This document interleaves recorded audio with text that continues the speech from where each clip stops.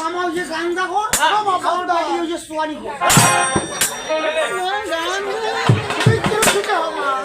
তবে আমার কি হতে স্মরণ করেছো পিতা?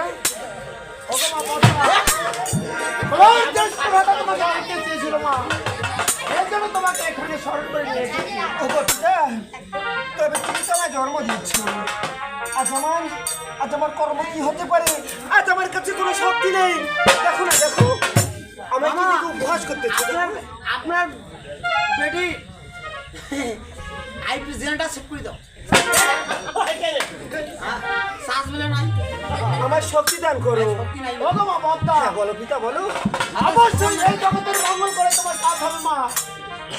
তাই এই জগতের মঙ্গল তুমি করবে মা। তবে আমার শক্তি নেই। আমার দেখি নরলোক দেবগণ কেউ চিনতে পারে না। তাই আমি শিবকন্যা পদ্মা জন্মগ্রহণ মা করেছি। বেশ মা, মামা তাই এমন এক শক্তি দান করছে,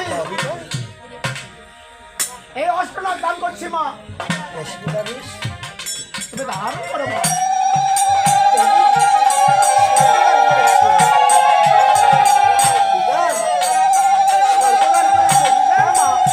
আজ থেকে এই সর্ব তোমার হাতে চলবে মা।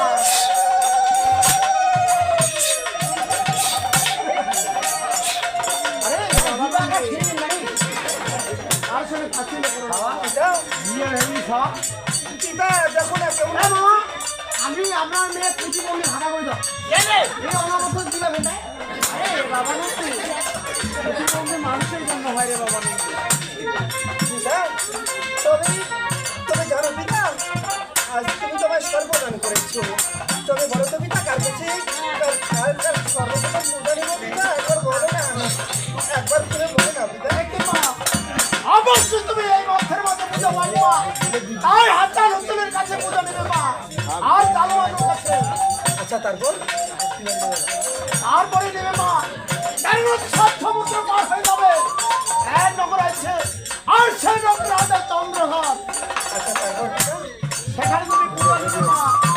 আর সেখানে পূজা নিতে পারলে অবশ্যই তোমার মনের বাঞ্ছা পূর্ণ হবে মা। ও পিতা, ঠিক আছে পিতা, বুঝতে পেরেছি। তবে জানো পিতা, তবে আজ আমি বড় ক্ষুধার্ত পিতা, বড় ক্ষুধার্ত।